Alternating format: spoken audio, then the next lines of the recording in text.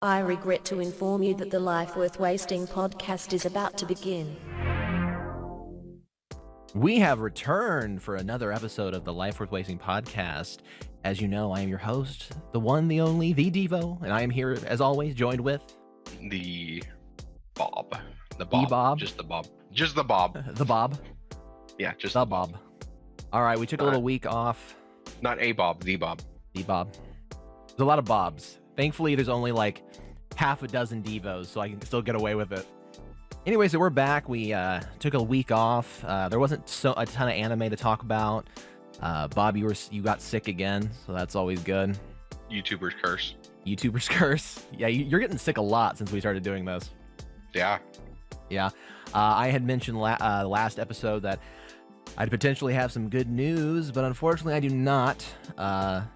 Things on the job field are not doing super great right now. My company is kind of going to shit, so I'm trying to get the fuck out, and was thinking that I was going to have a new job going into this week, but no, unfortunately no. So who knows? I could be the fucking NEET, man. I could be not employed, not in education, and not in training as of a week from now. So we'll see. I have so much more time to work on the show. I won't have any money to pay for internet, but hey. That kind of scares me if you have more time to work on the show. That's true. This could become the best show ever if that happens then. I'll start doing daily vlogs. Like 30-minute episodes, just day in the life of me. Just miserable, drunken, working out how to be a functional alcoholic. Great. So let's see. What's the first on the docket, Bob? Slime. Slime. What's the full title of that, Bob? I honestly don't even know. Isn't it that time I got reincarnated as a slime? All right, Yeah, I will like say, I love that just the fact that I put the term slime in our slime related episode, that got us a lot of more traffic than our average episodes do. So I kind of feel like I should just start putting stupid words in the titles of the episodes just to see if that somehow gets us more traffic, because people love their slime apparently. Bob, since I'm gonna let you go over this episode a little bit. Oh, fuck that, no. No? No. Let's see. The big bad boss that they've been setting up for episodes got eaten by the slime. Episode over. He was a giant fucking bitch. Oh god. I thought that maybe they actually built up this villain. I mean, they built up the guy with the stupid fucking plague doctor mask. They built up the orc lord. So maybe they'd actually have a challenge. There'd be some kind of actual, objective and hill that they have to climb. But no. He just eats him. He just eats him. They, for some reason, feel the need to give you an emotional backstory to the cannibalizing orc lord who feeds his people by ripping off his own limbs. I don't care. And I don't think after all of the tearful buildup, I still don't care. And if you want to argue with me about the whole being eaten and being sent to heaven thing, they even use the symbolism of, I'm going to cleanse you of your sins by eating you and eat the sins of all of your people. Yeah. There's a lot of Jesus shit going on in that show now. Was that the last episode, or is there more? No, that's the last episode. That's it. I didn't know man. if there was like 24 episodes in this run. No, there are. That was the last episode we've seen. No, I meant in this season. It was that last episode. There might be a hiatus. I'm not sure, but I know that there's supposed to be like 24 episodes in this season whole. So hopefully they'll actually get to more story. Sure, whatever, or actual action. That'd be cool. Maybe they'll pull a fucking Darling in the Franxx and have the story in all the last like 3 episodes. What story could they possibly have? There's nothing going on. There's no questions unanswered. We pretty much have everything on face value. Like the big demon magician lord guy that they have to kill is the guy who summoned the fire bitch, and they got to find him and they got to kill him. Done. You don't know. Maybe a fucking demon lord comes and like rapes his big tittied assistant and murders her. This is unfortunately not Goblin Slayer. The rape elephant does not make any appearances yet. That's true. I hope everybody enjoys my rendition of what a rape elephant looks like. That's on the screen right now. He will somehow find a way to make an appearance in almost every one of these episodes, I have a feeling. So what? Okay, so now that we So got to yeah, our- that's it. That's it. Yay, hooray. Slime, everybody's favorite show that doesn't really have any interesting content in it. What's next? Sword Art Online. Oh, it's back. Oh, good. Let me roll out the Final- rope again. Yeah, nothing happened. It's just like slime. Hooray.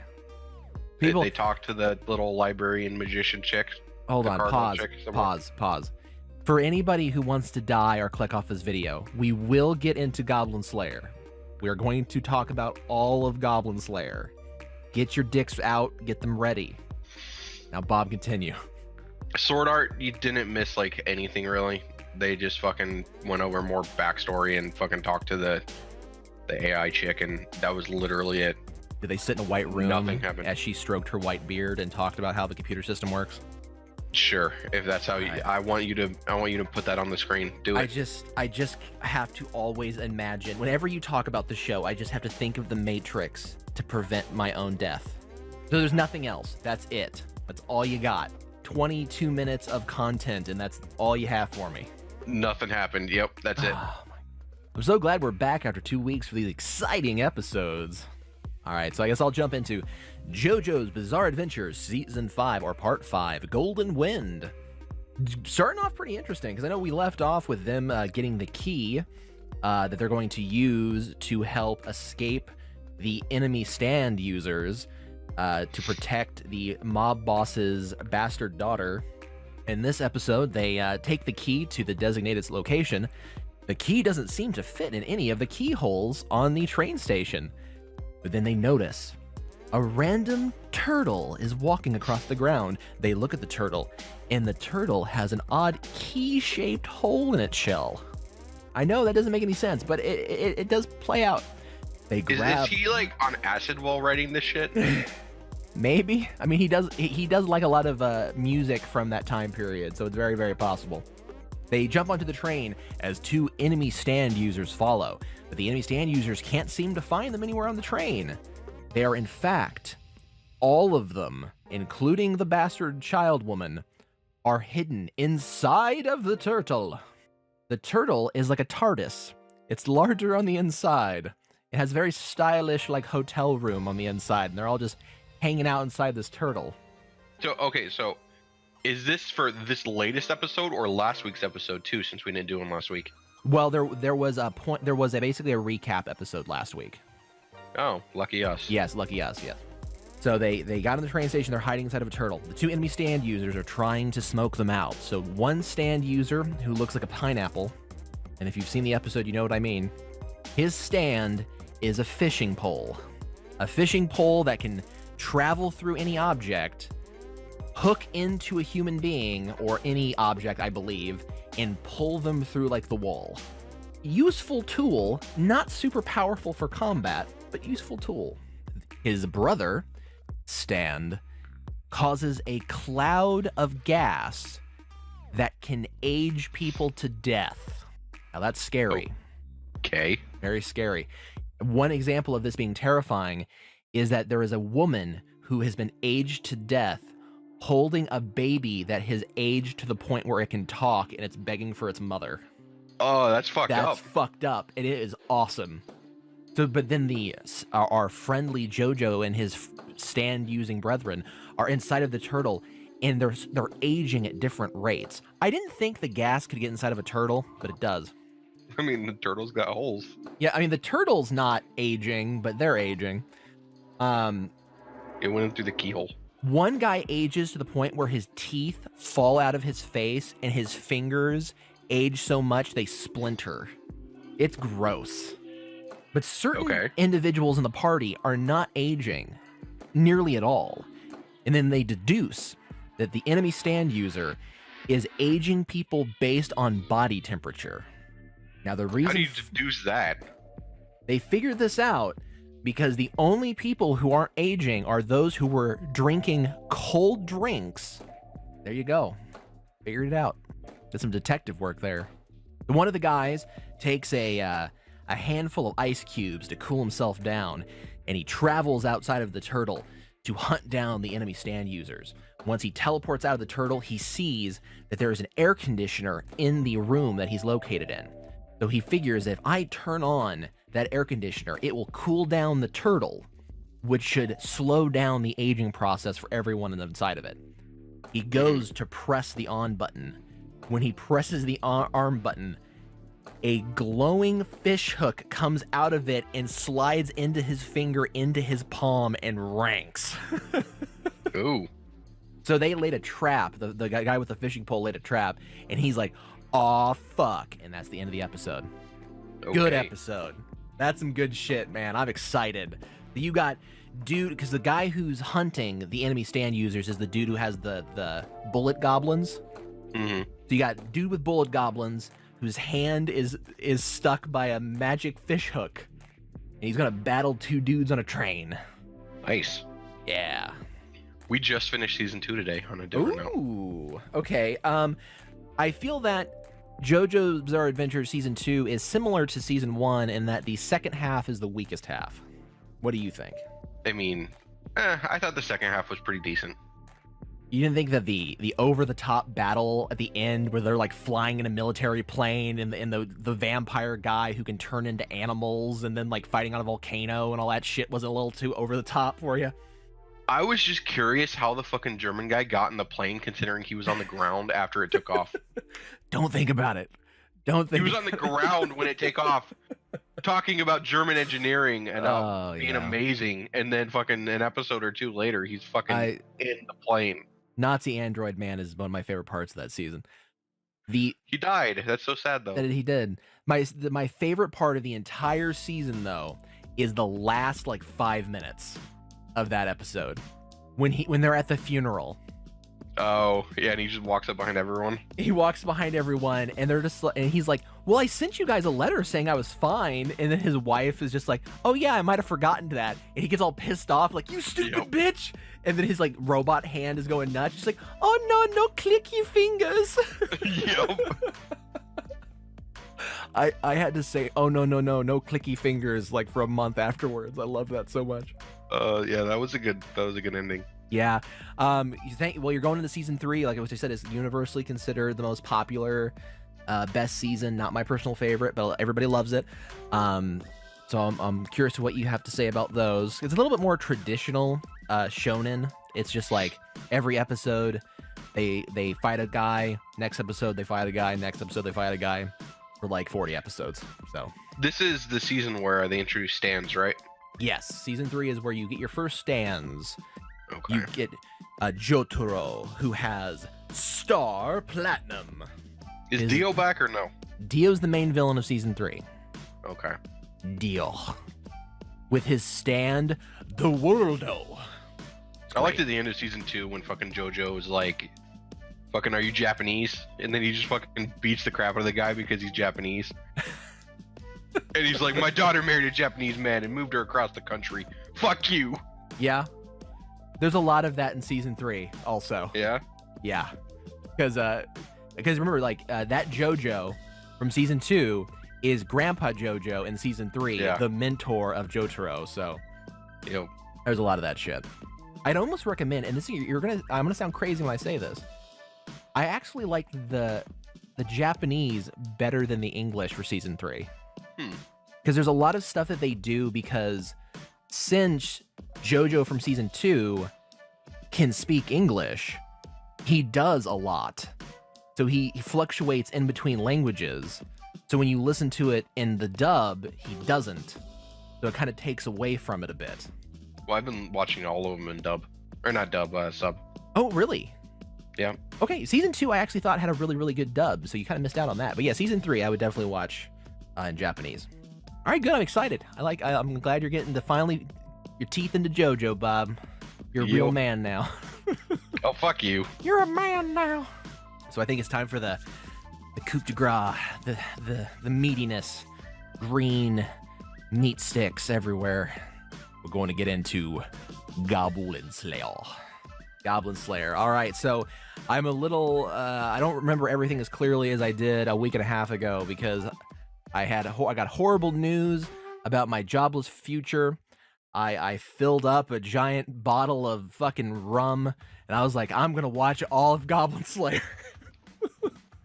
And I sat there and watched every episode in a row drunk off my ass. So certain things I could be remembering incorrectly, so forgive me. And maybe the fact that I was drunk out of my mind made everything seem better than it actually was, so things are a little bit tainted in that department. But I'm gonna spoil the end of this very long discussion, Bob, by saying I fucking love Goblin Slayer. Yeah? I fucking loved Goblin Slayer. I feel like such an asshole because, yeah, it does have absolutely no story. I told you it didn't. It's got nothing. Everybody was right about that. It having a weird whiplashy tone, completely true. Not as bad as some of the internet commentators I watched said it was. It's not totally awful, but it is still kind of jarring sometimes, where it goes from, oh, we're having a funny adventure and having crazy funny moments where we're going to eat and drink and have fun, and then rape. What? That's weird. But we'll try to go step by step here. Goblin Slayer episode 1, obviously you have the party of newbies who go into the Goblin Cave. They get totally overwhelmed because they weren't prepared for what they were facing. Several of them were killed. One of them was raped. One of them was shot with an arrow and pissed herself, which people in Japan absolutely love that. They love the young girls who pee themselves. I don't remember. Was that the sorcerer's chick who got the priest? The priest, yeah. No, the priest. The priest.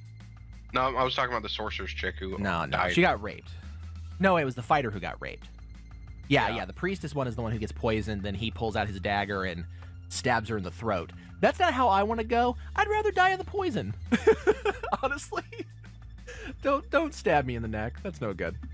Yeah, I'd rather be stabbed through the heart. Yeah. Make it quick.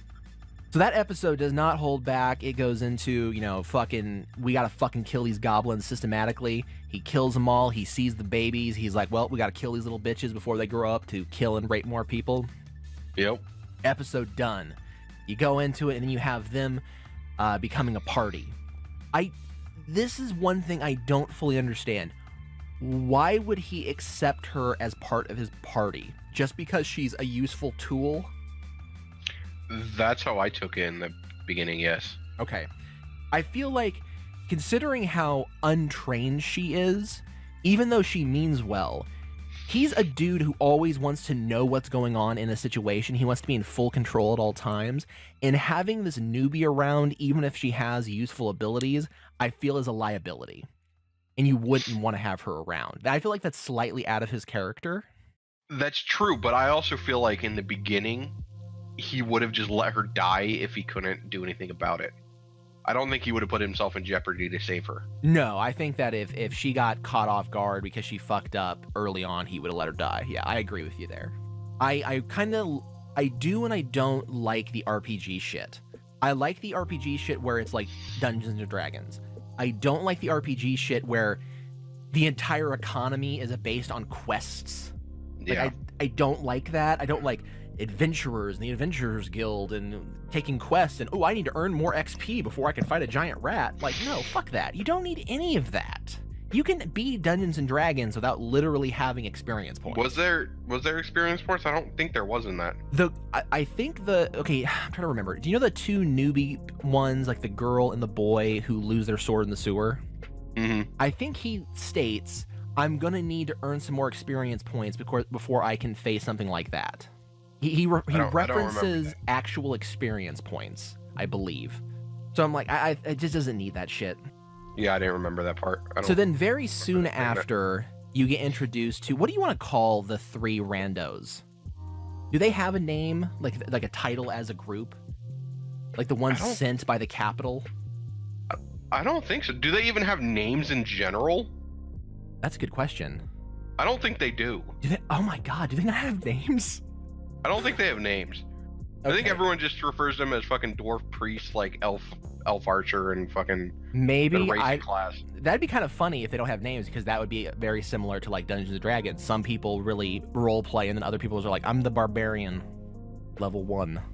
I don't remember. I was drunk, so forgive me. I liked them. They don't have any backstory. They don't have most complex motivations. They're kind of just along for the ride. Which is kind of disappointing. The idea that the Capitol is at war with the Demon King or some shit, and the Demon King is putting together an army of goblins near an elf city. So they want to recruit a Goblin Slayer to clean out a fortress of goblins. All of that is fine. That all makes sense. What doesn't make sense, skipping ahead a bit, is that once they do clean out the goblins, they don't leave to go back to their boss. They're just like, hey, we're just gonna kind of hang out. Hey, Goblin Slayer, you want to go hang out, get a drink, eat some cheese? Like, no, doesn't make sense. So they go into the fucking fortress thing. The elf chick shoots her badass arrow that takes out like 2 goblins at once. I don't know how. And then he makes some comment where he goes, "Oh my god, was that like magic?" And she says, "It's hard to tell the difference between skill and magic," or some shit like that. Like, I like that. I liked her. Do you like her, Bob? Elf Girl? I did like her. I really liked Elf Girl. She's feisty. Especially when she got half her clothes torn. I'm gonna hold her down. I'm gonna goblin her. Yeah, exactly. Especially when she got half her clothes torn. My god, it was really crazy. Because I know I made this comparison last episode Go ahead, sorry. I was kind of disappointed they didn't show any nip when that happened, though. Wait for the Blu-rays. Wait for the Blu-rays. It will happen. The female character design in this is fantastic. I know I had commented last episode that I felt that the art direction in this show was far better than Reincarnated as a Slime, and I fully believe that now, having seen all of Goblin Slayer. The characters are so much better to look at. The female characters are all distinctly different looking, but not in over-the-top ways. Like, it's not like big-tittied ogre woman. You have, like, the proper-looking girl who has, like, the bun in her hair, who works behind the desk. She's very pretty. Her eyes are a little big for that world, I feel, but she's very pretty. You have the tiny priestess with her long, flowing blonde hair. The big-tittied farm girl. I like me some farm girl. I even like her voice. I like the elf chick more than the farm girl. I think I like her personality more. Elf girl is damn good, fine looking. I'm not really into the tight athletic bodies personally, but I like her personality a lot. I could milk me some farm girl though. They go into the fortress. They decide, they're like, ooh, if we go left, we'll find the goblins, but if we go right, we'll find something else. They go and they find an elf girl who has apparently also been raped millions of times by goblins. They kill the goblin who is behind her. And then the giant lizard man summons a skeleton raptor to carry her back to the village. And at that moment, I was like, what the fuck just happened? Like, oh, he must be like a necromancer or some shit. Okay, whatever. Now, Bob, do they ever explicitly say in any episode that the goblins rape women to breed? I don't think so. I feel like that's a huge fuck up on the show creators. Because they do. That's why they rape. Because that's how they breed. They don't say it in the anime, which really makes them look just like evil little monsters who just rape for the fun of it. I mean, how do you know if that's how they breed in this universe? Because that's what it says. Like if you read like the wiki, that's what it says.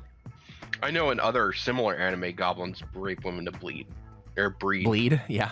There's no female goblins. That's how they breed. Yeah. They just don't ever show it, which is weird. Like they didn't. If they would have showed one naked pregnant woman, I would have been like, done. They don't even do that. It's weird. It feels like it's a huge little. I mean, it's a little thing, but it's also really huge implications for the world building that they completely ignore. Seeing when they go into the fortress and they put them all to sleep. And then they stab them one by one. I love that the elf girl is so scarred by seeing that elf girl raped that she just is like stabbing them with her dagger. Like she's just mad. She's just taking it out on those little fuckers. I'm like, yeah, because that's what she would do. That makes sense.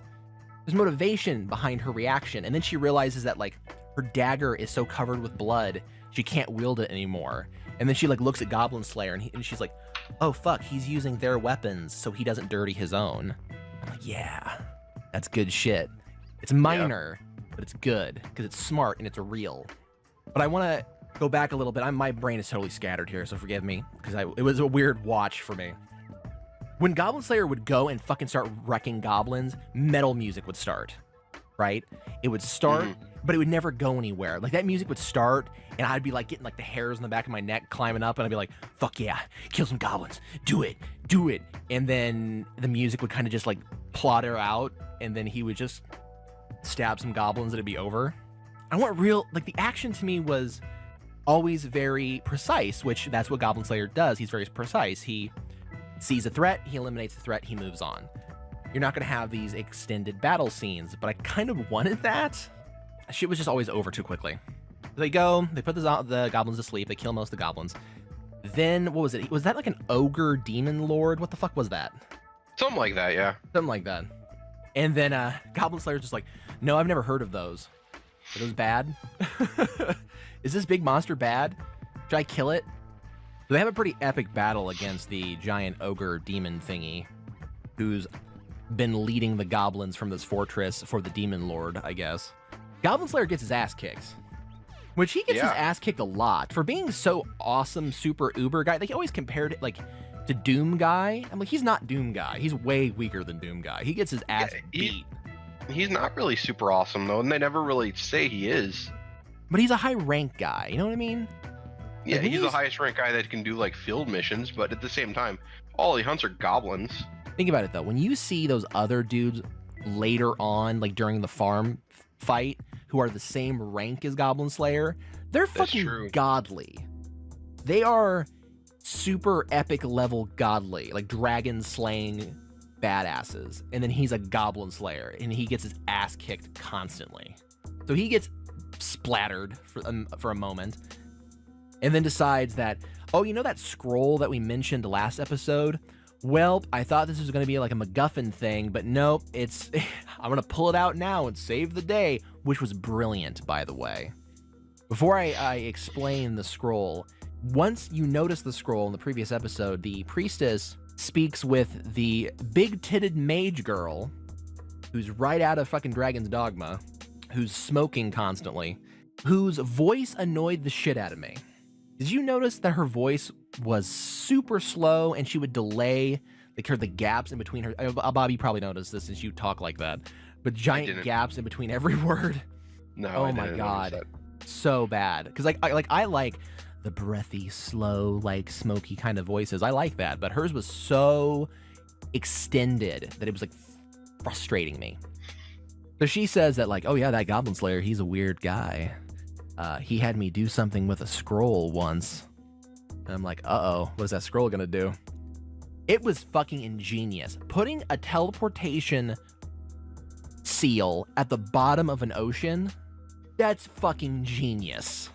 That was the most intelligent thing I've seen done in like an action anime in a while.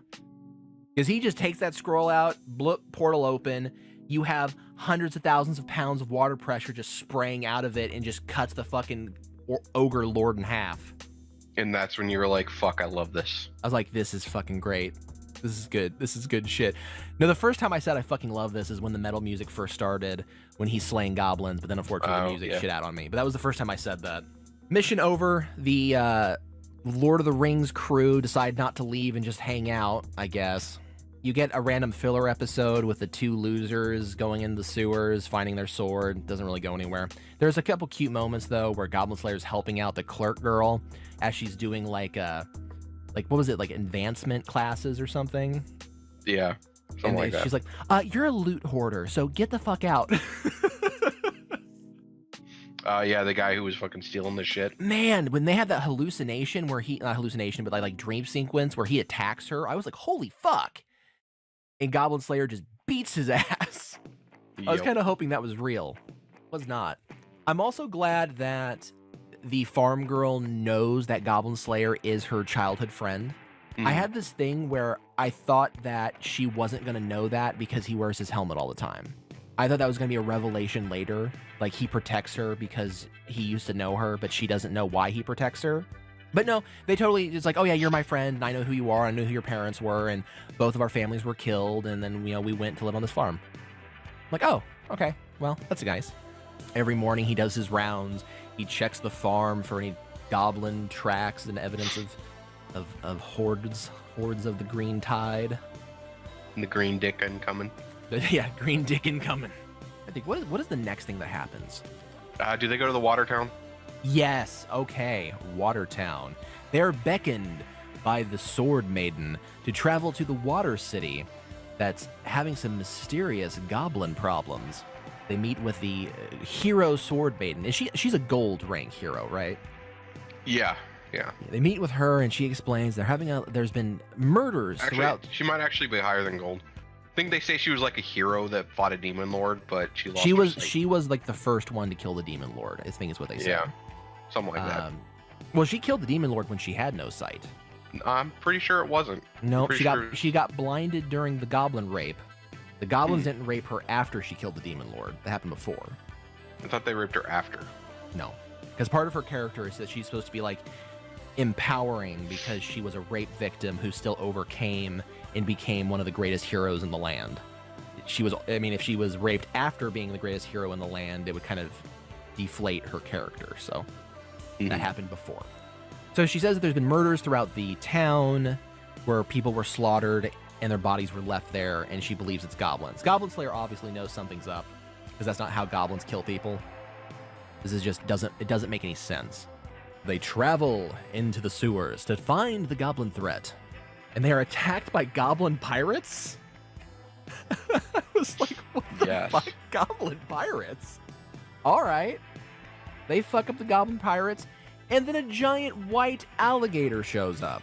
I was quite confused. I was like, is that an unrelated monster? Is that like a rare mob that just spawned in the fucking sewers? And they're like, no, that must be a familiar. And I'm like, oh, so that's the Sword Maidens. So the Sword Maiden's just helping them out. So she sent one of her summons down there, like fucking Naruto, to like help them out. I'm like, okay, whatever.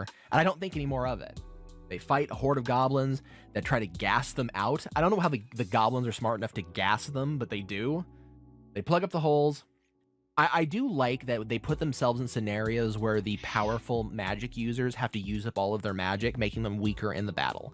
I like that. So you have the drunken dwarf who plugs up all the holes using his water magic, which means he's out of spells for the day. So he can't help as much during the battle, which I'm like, that's a great handicap. That's actually really good writing. The goblins break down the door. They're getting attacked. A fucking, what was it? Like a goblin champion shows up. Big motherfucker. And Goblin Slayer goes and just gets fucking clobbered. He puts up no fight at all. Just gets crushed against a fucking wall. And I think at this point he's done. Every single time he fights anything other than a goblin, he gets fucked up. He gets fucked up. He doesn't dodge. I want someone to put together a compilation of DBZA, like Piccolo telling Gohan to dodge, but it's Goblin Slayer because he just gets clobbered fucking constantly. Move out of the fucking way, dude. This distracts the priestess who pulls down her shield because she's like, oh god, Goblin Slayer just got fucking crushed. And that lets the goblins take a foothold, and they just start going, they're going to rape town on Elf Girl. They just say, fuck it, there's no need to stab her, there's no need to beat her up, we're just gonna start ripping her clothes off. I mean, wouldn't you? I mean, I guess if that was part of my culture, Bob. My religion says that I'm above them, and they're a lesser being than I am, and I'm allowed to do that to them. The fucking dwarf dude, he fucking mans up, man. He cowboys that fucking shit up. He pulls out his fucking little rock thing in a sock and just starts beating the fuck out of those goblins. Like, get the fuck off my elf girl, bitch. Yep. He just carves through a wave of those. I'm like, fuck yeah, I like drunken dwarf man. Got the one lizard man doesn't do much in this fight, if I recall. I don't particularly like the lizard man in general, though. No, he's just kind of annoying. He's just there for funny, and I don't appreciate that. And the cheese. And the cheese. Then Goblin Slayer gets fucking pissed because he knows that the dick impalement of the century is about to happen when Priestess Girl is grabbed by the Goblin Champion. And I'm like, you know what? I've seen some hentai where giant monsters basically split a girl in half with their dicks. And I'm like, you know what? I could believe that would happen in this show as well. And Goblin Slayer believes that could happen. So he just fucking goes berserk rage mode. And the music starts up again. And he gets up. And all the goblins kind of ignore him for some reason. Like, they're all kind of doing their own thing. And he just kind of walks up. He grabs, like, the hair off the skeleton and gets on top of the Goblin Champion and just starts to choke that bitch out. And I was thinking this was going to be like Unbreakable when Bruce Willis is on that dude's back and he's just like bashing him up against a wall over and over again. Doesn't happen, but it was still pretty cool. Doesn't Goblin Slayer like rip out one of his eyes too? Something like that, yeah. Something like that. The goblins take their leave, and Goblin Slayer dies. Just fucking dies. Just dead. It's like, all right. Oh, I missed the part where Priest Girl pisses herself again, so all the Japanese guys are whacking it to that scene as well. So he is awakened in what appears to be a chapel bedroom, lying next to a nude priest girl. And I'm like, did I miss something here? And I remember you mentioned something to me once that's part of a resurrection ceremony. Yeah. And they don't even really explain it in the episode. They kind of just offhandedly say it, but they don't really harp on it. They don't go into it, but apparently part of the spell is laying next to a virgin. Yes. A naked virgin. Which is weird because the sword maiden comes in and she's like, yeah, I laid naked next to you too, but I didn't really help at all because I'm not a virgin. She just wanted to lay and I'm naked like, next to him. Holy shit. Sword maiden's a little freaky. Damn. She's the kind of girl, I know this is fucked up for me to say because I mean this girl does have an abuse history. She seems like the kind of girl who wants you to pull her hair. You know what I'm saying? Just slap that ass real hard. She wants to see the aftermath. You know what I mean? Like she wants some bruises. That's She what I wants get. The extra large dildo. She is. He wants to be prolapse at the end. You know what I'm saying? That's what I'm getting from Sword Maiden a bit. She wants a rosebud. Yeah. Oh God. Oh. I think I just broke him. I just broke him. God. Every time I go to talk, I just like almost gag. Okay. So she starts to open up to Oh God, I just said opened up. Yep, I broke him. Son of a bitch. She starts to confess her past to Goblin Slayer, and he's like, "Yeah, I will I'll never be able to like fully feel your pain, but you know I understand it," kind of thing. And I'm like, "That's good for Goblin Slayer." Then they figure that they're gonna go underground again. They find, literally out of Dungeons and Dragons, the fucking all-seeing eye with the laser beams. My favorite part about this is not how they kill the giant eyeball, but Goblin Slayer explains how you would kill the eyeball in Dungeons and Dragons or a video game, but goes, that would take a lot of time, so that's why we didn't do it. Do you remember when that happens? I don't fucking remember. I just remember that he said something like that. Okay, well, I'll explain. It's been then. fucking a while since I watched these. So I'll explain then. So he makes a comment about how the elf girl could just run into the room, shoot an arrow into it, and then run away. And once it unaggroes, run back in, shoot another arrow, and run away. They just keep doing that until it eventually died. I'm like, yeah, that would work. They blow up the fucking giant eyeball, and then they find an ancient mirror that has a portal to a goblin land, and they see a pirate boat in the mirror. I'm like, so did the goblins pull the pirate boat out of the fucking mirror? How'd they get it through the doors? How'd they get it through anything? Like, that's fucking stupid. Anyway, so they're gonna decide that they're gonna destroy the fucking mirror. And then they gotta prepare for the goblin onslaught. Which this time goes pretty well. I mean, they're shooting their arrows, they're fucking throwing rocks, they do a good job. And then eventually they decide, hey, you know what? Why don't we take the portal mirror, hold it above our heads with the portal pointing towards the ceiling, and then blow up the roof. I'm not sure that would have worked. I like the idea, if something though. hit like the frame, wouldn't it have just fucked them all? Yeah, it would have crushed you to death if it would have hit a frame. So I guess they got lucky there. And then, now that the mission is complete, Goblin Slayer confronts the Sword Maiden because he has discovered the secret behind this plot. Now, Bob, did you understand what the fuck they were talking about? Nope, I did not. This part of the fucking arc was confusing as shit. Did you look it up? No. I had to go through multiple pages of Reddit, 2 different videos, and the Wikipedia page to figure out what the fuck was going on. Now, do you remember when she gets naked with the priestess girl in the bathtub? Kind of. That happens because she is trying to wash the smell of the sewer from the alligator off of her skin. Okay. Why she needs to do that, I'm not sure, because I think everybody immediately assumes the alligator's her anyway.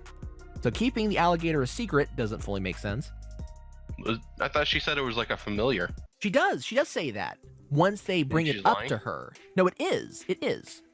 But a familiar is essentially a summon. It's her summon. Okay. Anyway, so I'm going to try to explain the plot here. I got notes. I got notes because this is very convoluted. Okay. So the Sword Maiden, the cult of the demon lord that she killed, right? Mm-hmm. Had placed the mirror under her city, connected to a realm of goblins, because they knew she was raped by goblins and that would be her greatest nightmare. So they did that as a way to punish her. They then continued their punishment of her by killing people for sacrifices in her city. Now you got to ask yourself, why would she lie and say that the sacrifices were because of goblins? She says that she does this because no one in her city understands the threat of goblins. So if she tells them that the sacrifices or murders or whatever were because of goblins, maybe people will take them seriously. And she goes, they still don't. So now the reason that she puts the alligator in the sewers is to, one, prevent the goblins from coming up out of the sewers, and two, prevent adventurers from going down into the sewers and discovering the goblins. Why would she not want adventurers to go down there and stop the goblins? Because I don't know. If, and this is according to everything I've read, if people were to realize that there was a goblin threat under the city, they would be like, hey, hero of the century, why the fuck didn't you go down there and stop the goblins yourself, mighty Sword Maiden? And she'd be like, hey guys, I'm really sorry. I'm scared of goblins because they raped me. That would make her look really bad. Wait, so if she put the alligator down there to ward off adventurers too, does that mean he fucking eats adventurers? No, he doesn't eat. No, so when I say ward off, what I mean is that she has the alligator essentially prevent quests from ever coming to be. Because the quests for the sewers are like kill giant rats, kill insects.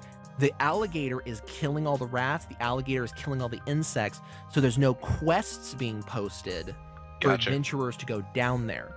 So this is a weird thing because she's trying to prevent people from seeing her as being weak because of the goblins, while simultaneously blaming the murderers on goblins.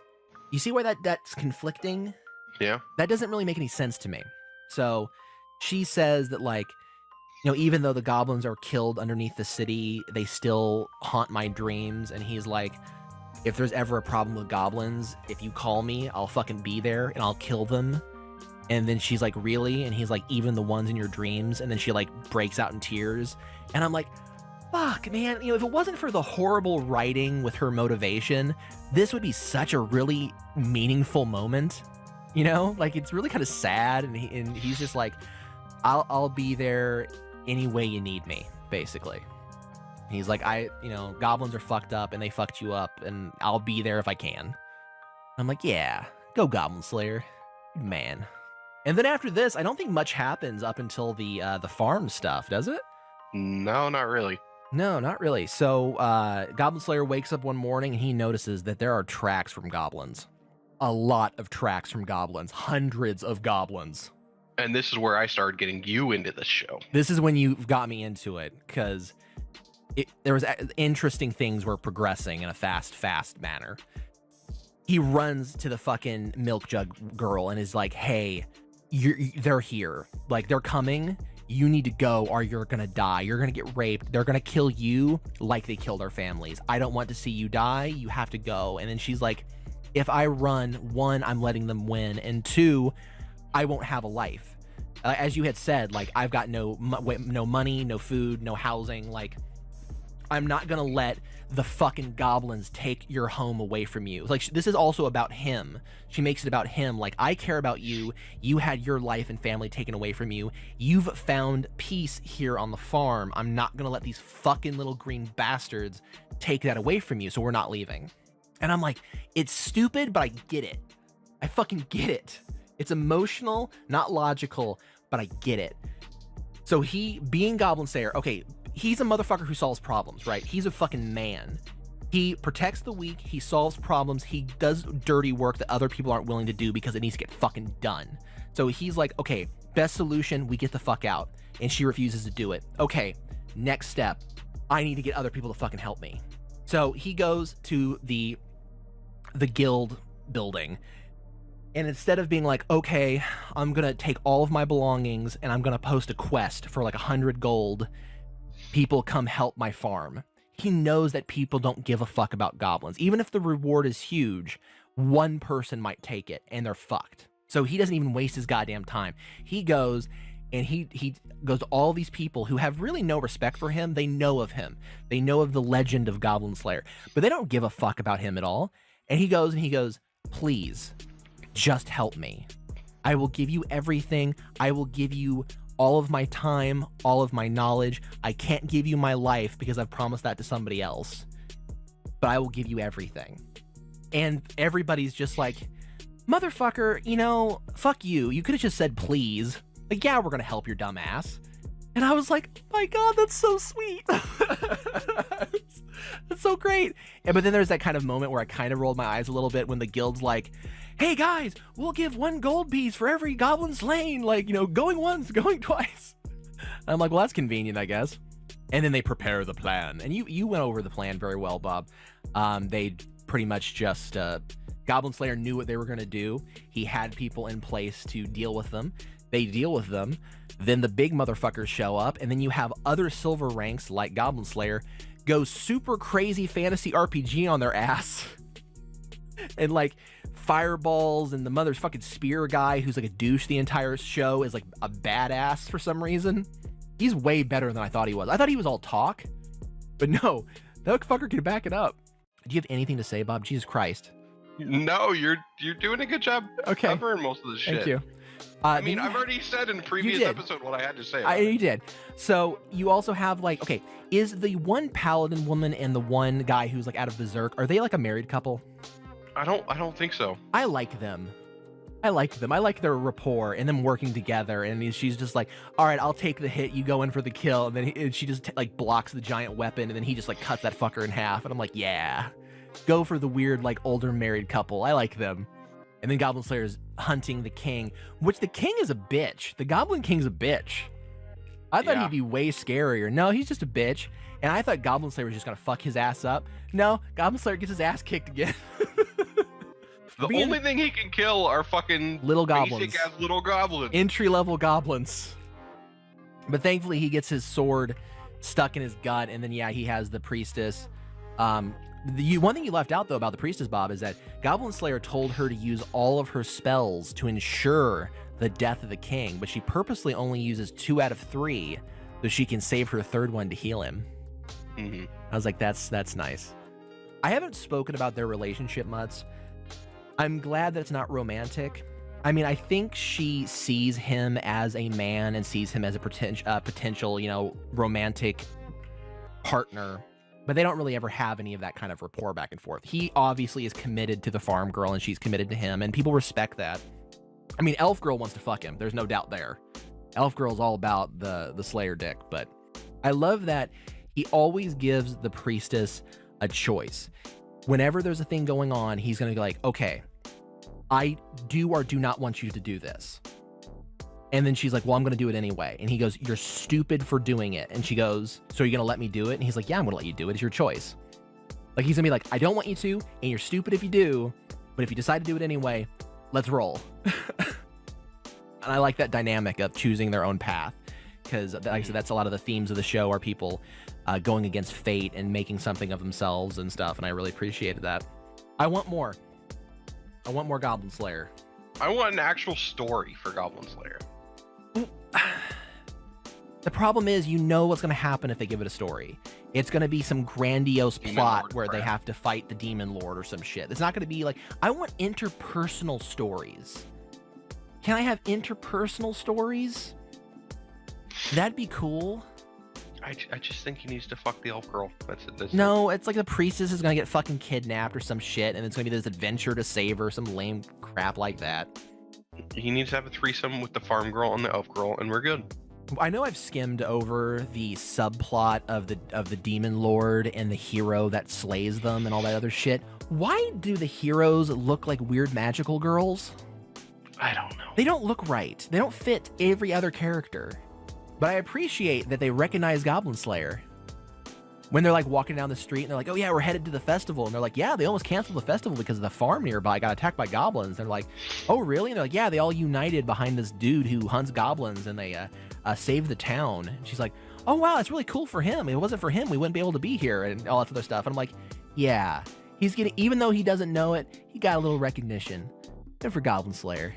Now, Bob, I know early on when we first started talking about Goblin Slayer, I said about how the internet read their fucking asses off over Goblin Slayer.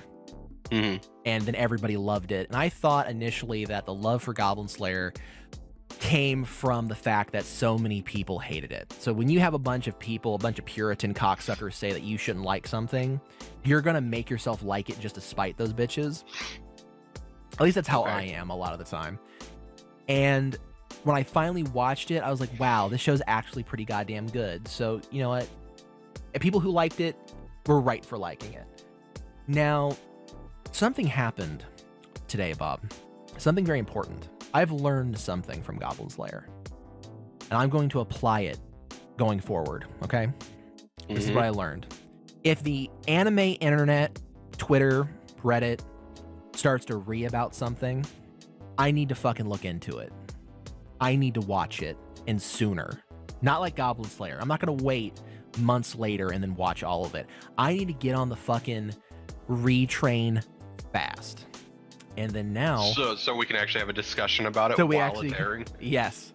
And I discovered a little gem today, Bob. My God. The internet was in an uproar. I discovered a little program, Bob, called Rise of the Shield Hero. So the way that I heard about this was I started seeing some Twitter mentions, and our wonderful shit rag website, Anime News Network, started to talk about this incel misogynist wet dream known as Shield Hero. And I was like, uh-oh, this is Goblin Slayer 2.0. What's going on? What happened? And I'm gonna spoil it a little bit. I watched episode 1. You watched the first part of episode 1. We're gonna stick with this show because this show's 1, high quality as fuck, and 2, fucking uptight cocksuckers don't like it, and I hate them. And I will spite them by watching it and supporting it and singing its praise. This is another isekai, which, Bob, thanks to this fucking podcast, you now made me watch more goddamn isekais in like 3 months than the last decade. But a young man who... Have you watched Konosuba yet, though? No, I have so many things to watch. So this young man, and he's slightly older, he's in his 20s, he's not a high schooler, it's great. Who is not a loser. He is an otaku, though. He doesn't need to be an otaku at all. It's not relevant to his character in the least, but he is because it's based on a light novel, and every main character has to be a fucking otaku. Anyway. You say he's not a loser. He's jobless and fucking... No, he's financially supported, and he's happy. He's fine. Just because he's happy doesn't mean he's not a Whatever. Loser. He's comfortable. He's a handsome dude. He's got a personality. He's fine. It's all good. So, he goes, when I run out of money and run out of spending cash, I go down to the local... When he runs out of his allowance from his parents? Shut the fuck up, Bob. He literally says he gets an allowance so he doesn't have to work. And he lives with his parents. He's in his college years. Okay, admittedly, an allowance living with his parents. Admittedly, I somehow missed the part where he said he lives with his parents. I missed that. So knowing that, you're fucking with my narrative a little bit. Anyway, so he goes down to the local library to find some wonderful storybooks to read. So something right out of fucking Page Master, this motherfucker gets sucked into a storybook.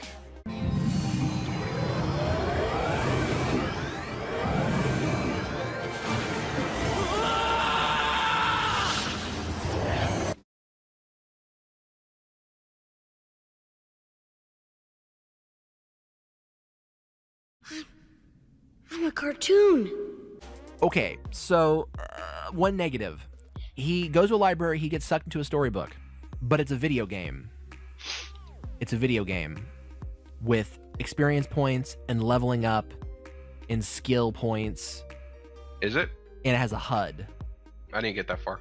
No, it is a fucking video game that he accessed through a book. I don't know how that happened, but it's a thing. So in this universe, there is an event happening where every month a rip in time and space opens up in the sky and waves of monsters and demons flow through it. And this medieval kingdom has to defend itself against these hordes. So they are going to summon the 4 legendary heroes who all wield a legendary weapon. Do they summon them like every month? No, they summon them once. Minor spoiler. Once all 4 of the heroes are dead, they can summon them again. Oh. Yes. So they summon the 4 heroes. Same heroes or different ones? Different people, same weapons and abilities. Gotcha. So they pull 4 random individuals from around the universe to be these heroes, and our main character is one of them. So you have 4 heroes. You have the hero who wields a bow, the hero that wields a sword, the hero that wields a spear, and then our main character, the shield. It's not even a shield. It's like a tiny little like targe type thing. It gets bigger. Does it? Yeah, it gets bigger. Also, He's it doesn't. a grower, not a shower. It also doesn't just affect the shield. His entire body has a defensive thing on it. He's just like a tank, and essentially. So they are introduced to this world. The other 3 dudes are very confident. They're like, we got sucked into like an isekai. Okay, cool, we're heroes. Great. Let's go fucking ask for some money and bitches. Let's go save the world. And our main character is just like, what the fuck's going on? Why are you guys so happy about this? Like, this sucks, kind of. So they're introduced to the king, and the king recognizes 3 of them, but not the 4th. They do not recognize the main character. Why? You don't find out, and I don't think we're going to find out for a while, but it does not acknowledge him. I was under the impression just because the shields they don't respect just the shield. Once I go over the overview of episode 1, Bob, I'm going to go into a spoiler edition where I'm going to explain certain aspects of the universe, which will make this make more sense. Okay. So he is not recognized by the king. They then are told that, what their mission is. They're going to give them each a group of adventurers to join their party and assist them on their training of their skills, because they need to level up before the next wave of monsters arrive. Now, here's the thing which is stupid that they say and they completely contradict immediately after. The weapons do not work when they're around other weapons. So if you are a legendary weapon wielder and you're standing next to a legendary weapon wielder, your weapons don't work as well. Every single time they fight together. So what? Kind of stupid. They ignore it after the first episode. So they have a giant group of adventurers walk into the room, and they go, okay, adventurers, pick your hero. The heroes don't get to pick. The adventurers get to pick, which you're like, oh, that's interesting. Well, that's lame. Shield guy, I don't get nobody. Shit. Don't get nobody. No one wants to get behind the dude who has a shield. There's more reasons behind this that we find out later.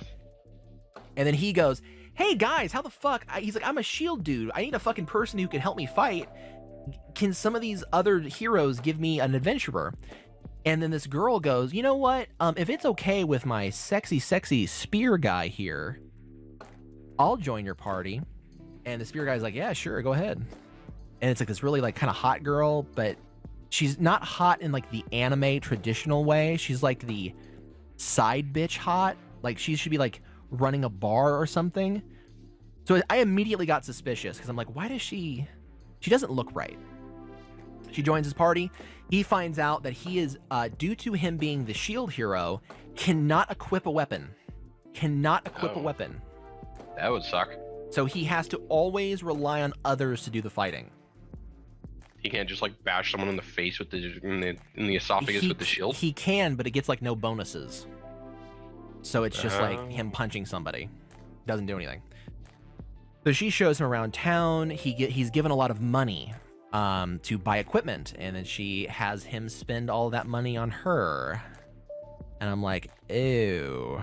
That's why she wanted to go. Like, now I'm not gonna spoil it for you, Bob, because this I'm assuming she ditches him and goes back to the spear guy. Yes. Do Yeah. you care if I tell you what happens? No, go ahead. Okay. I'll still watch it. She robs him of all of his belongings goes to the king and says that he raped her. Okay. He is then arrested and then threatened with execution for raping her. They spread his name and his misdeeds around the country so no one will associate with him because he is a dirty rapist. Okay. The other heroes refuse to work with him.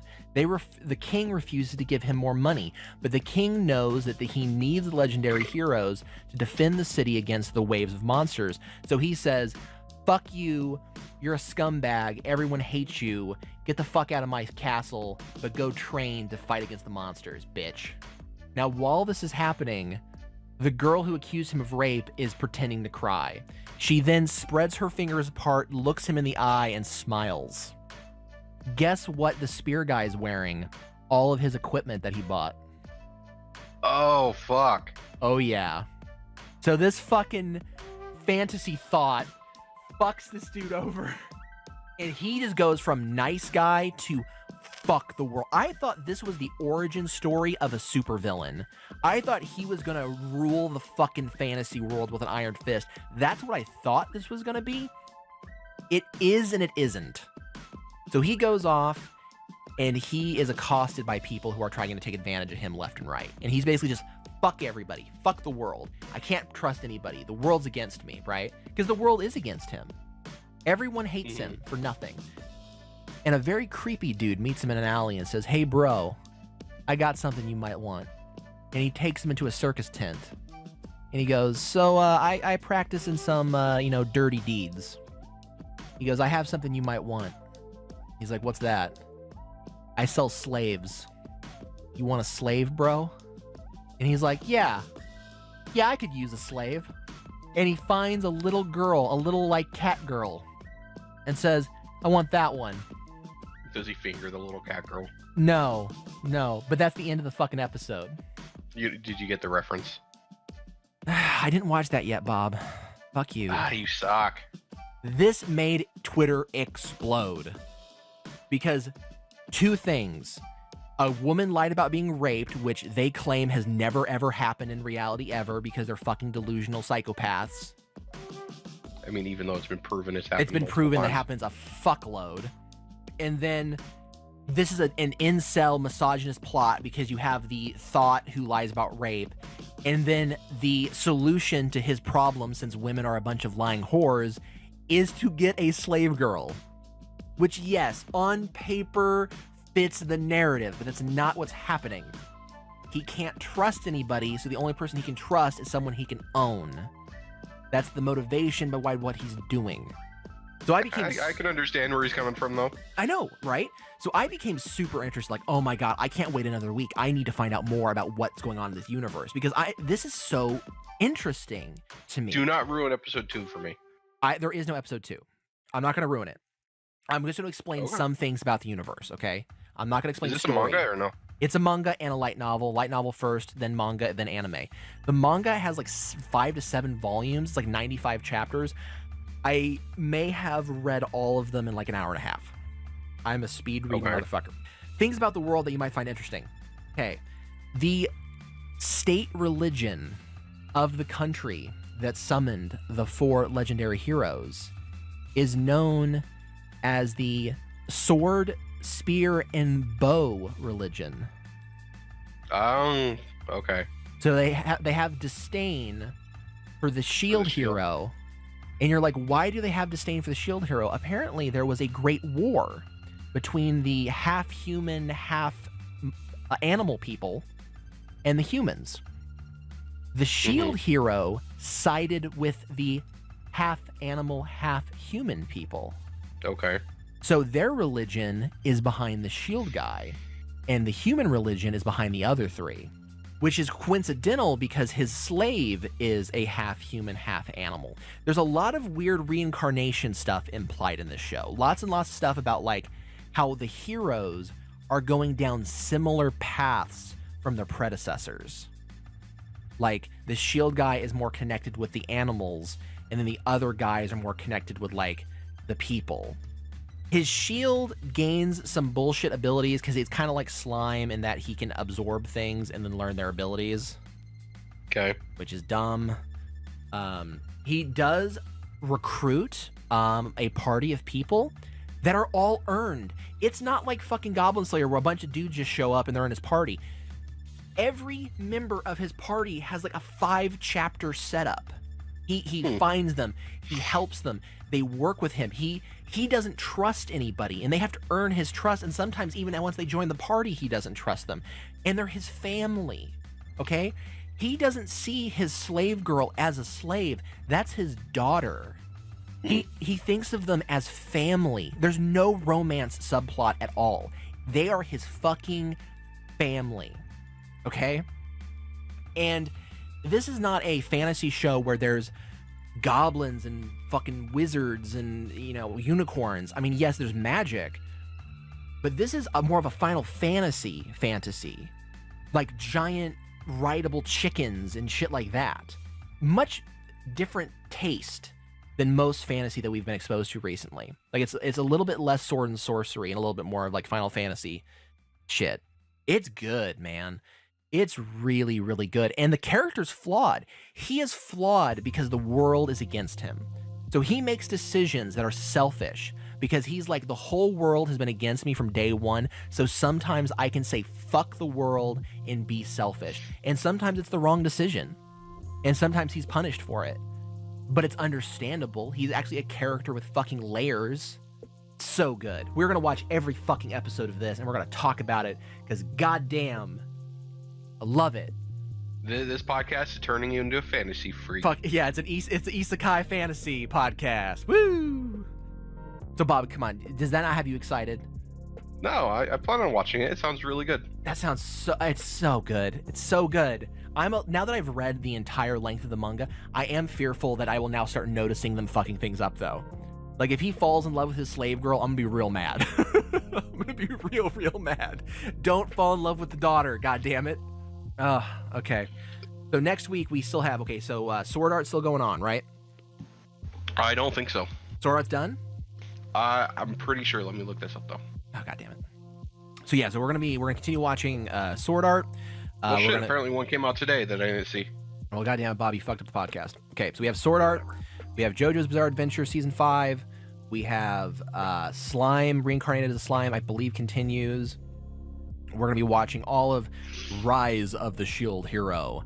And I think we may start watching Compulsive Gambler Season 2. I know Season 1 came out last week. Episode 1 of Season 2 came out last week, so we might start watching that. Is there anything else coming out this winter season, Bob, that we should be keeping an eye open for? Honestly, I'm not sure. I'm almost kind of hoping there's not as much because I need to start watching some backlog. All right, well, I guess that ends it for this week. Hopefully, we'll be back next week. Maybe I will be jobless. Maybe I will be employed making wonderful, copious amounts of money. We'll find out on the next episode of the Life Worth Wasting podcast. Say bye to the people, Bob. The Life Worth Wasting Bobcast. I like that title. Oh, my God. I'm a little drunk, and there's a lot of bees, so it was just like a blah, blah, blah, blah, blah, blah, blah. Say bye-bye, Bob. See ya. Come back next time for the Bobcast. Woo!